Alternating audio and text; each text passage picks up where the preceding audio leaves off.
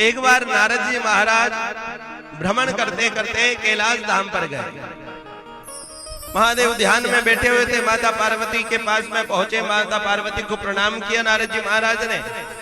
नारद जी महाराज वार्तालाप करने लगे और वार्तालाप करते करते माता पार्वती कहने लगी, नारद मेरे भोलेनाथ बड़े प्यारे हैं, बड़े कृपालु हैं, बड़े दयालु हैं और एक विशेषता उनकी यह है कि वो मुझसे कुछ छिपाते नहीं।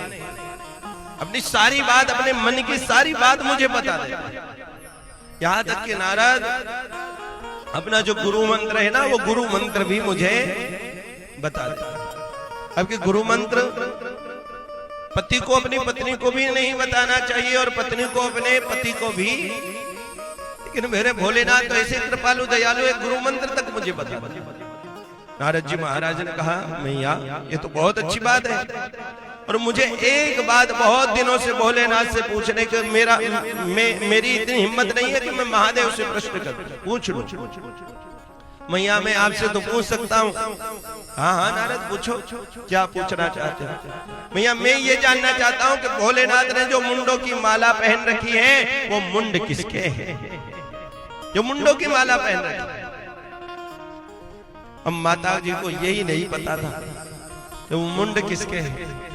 नारद जी महाराज तो वहां से नारायण नारायण करते करते निकल गए और माता जी हो गई क्रोधित कि भोलेनाथ मुझसे कहते हैं कि मैं तुमसे कुछ नहीं छुपाता और अभी तक मुझे ये नहीं बताया कि ये मुंडों की माला को जिस रात दिन अपने हृदय से लगा कर रखते हैं, अपने गले में धारण कर रखते हैं, ये मुंड किसके हैं? प्रतिदिन मेरी मैयाओं भगवान सायंकालीन अपने ध्यान से उठते तो माता पार्वती जल का पात्र इत्यादि लेकर उनकी सेवा में पहुंच जाया करते।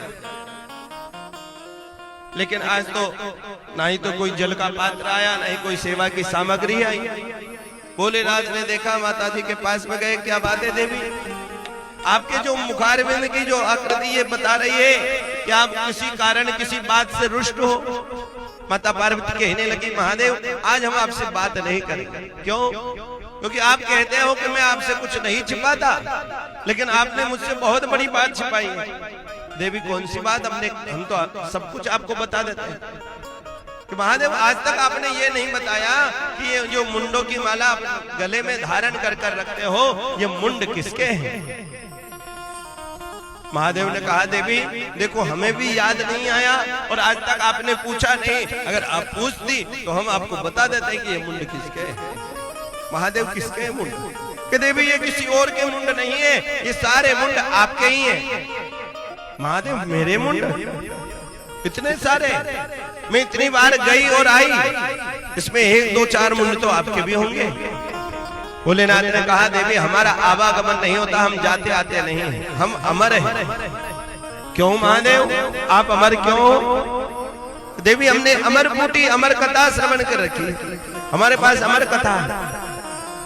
महादेव तो आप मुझे अमर कथा श्रवण कराइए। देवी हर बार हर जन्म में मैंने तुम्हें अमर कथा श्रवण कराई पर तुम श्रवण नहीं कर पाए। भोलेनाथ इस बार में अवश्य कथा श्रवण करो।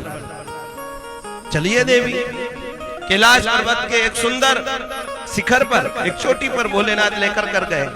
सुंदर वृक्ष लगे हुए थे, वहां पर बहुत सारे पशु पक्षी जीव जंतु रहते थे। भोलेनाथ ने अपना डमरू बजाया, श्रृंगी बजाई, नाद की। वहां से सब पशु पक्षी जीव जंतु ने उस वट वृक्ष को, उस पर्वत को खाली कर दिया। भोलेनाथ माता पार्वती को लेकर उसी स्थान पर विराजमान हो गए।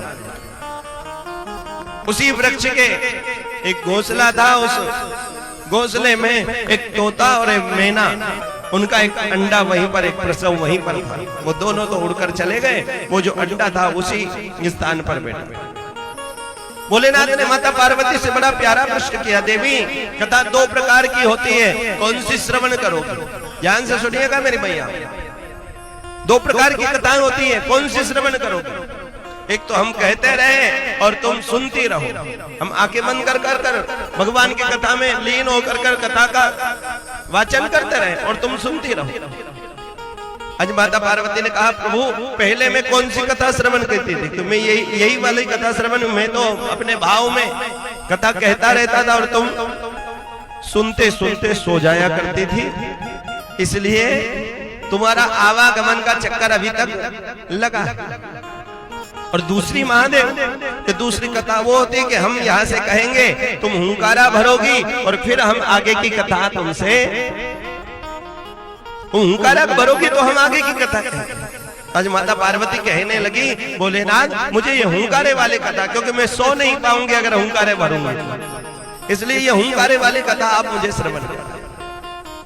आज भोलेनाथ ने वही कथा श्रवण करा।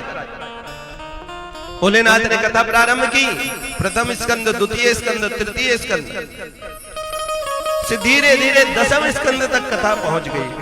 दसम स्कंद का पूर्वार्ध हो गया, लेकिन माता पार्वती हुंकारे भरती भरती, हुंकारे भरते भरते भी निद्रा देवी ने प्रवेश कर दिया और निद्रा लग गई।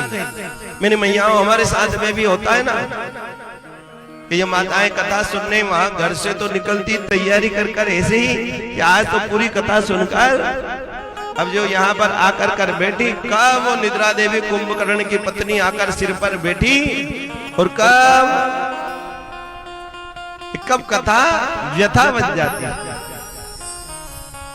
कथा आज हुंकारे भरने वाली कथा में भी माता पार्वती को निद्रा आ गई, लेकिन जो वो वृक्ष के ऊपर जो तोते का अंडा था वो प्रसव आज वो बच्चे के रूप में परिणित हो गया, आज नन्हा सा बालक बन गया और वो भी कथा श्रवण कर रहा है। कथा श्रवण करते करते उसे बड़ा आनंद आ रहा है। भोलेनाथ के मुख से कथा श्रवण बड़ा आनंद आ रहा है।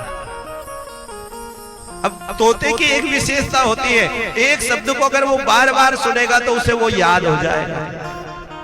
और यहाँ पर एक शब्द वो तोता सुन रहा था माता पार्वती के मुखारविंद से, हुंकारा सुन रहा था बार बार, तो उस तोते के बच्चे को हुंकारा याद हो गया।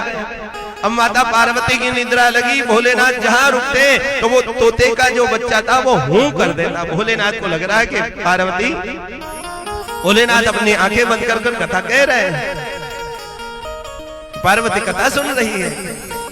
एकादश स्कंद, द्वादश स्कंद, 12 स्कंद पूरे हुए। भोलेनाथ ने भागवत महापुराण का जयकारा लगाया और कहा बोलिए भागवत महापुराण की, वृंदावन बिहारी लाल की, राधा रानी सरकार की। जैसे ही जयकारा लगाया माता पार्वती की निद्रा खुली। माता पार्वती कहने लगी महादेव भगवान का जन्म हुआ, ये कथा श्रवण की। भगवान थोड़े बड़े हुए, बाल लीला करने लगे, गोपियों की मटकी फोड़ने लगे, चीर चुराने लगे, गोपियों के साथ रास रचाने लगे, ये कथा श्रवण की। और उसके बाद में महादेव देवी तो तुम कहाँ गई थी, क्या सो गई थी? माता पार्वती कहने लगी नहीं प्रभु सोई तो नहीं थी, मैं भी, मेरा ये मन है ना वृंदावन चला गया और भगवान बाके बिहारी के साथ डांडिया खेलने लगा, रास रचाने लगा। भोलेनाथ समझ गए कि तुम सो गई तो ये कथा कौन सुन रहा था, कौन हुंकारे भर रहा था। भोलेनाथ क्रोधित होकर खड़े हुए, उसी वृक्ष से वो तोते का बच्चा उड़ने लगा। आज भोलेनाथ त्रिशूल लेकर उसके पीछे दौड़ लगा।